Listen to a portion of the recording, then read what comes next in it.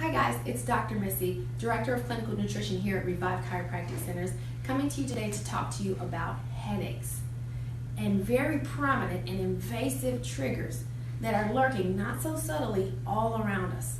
They're in our shampoos, our conditioners, our lotions, perfumes, air sprays, wax candles, cleaning products, body towels, personal feminine products, everywhere.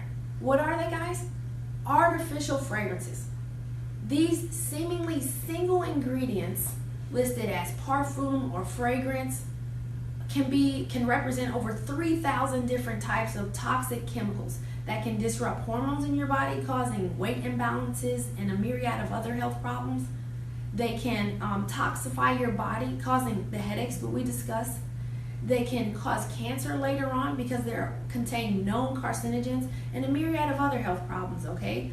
These toxic chemicals can lead to birth defects as well, and often the most vulnerable are pregnant women, infants, and children as a result of this. There are studies that show that these toxic chemicals not only causing headaches, but can also cause later on ADHD and autism in kids. These artificial fragrances and toxic chemicals are even the stealth cause of illness in pets.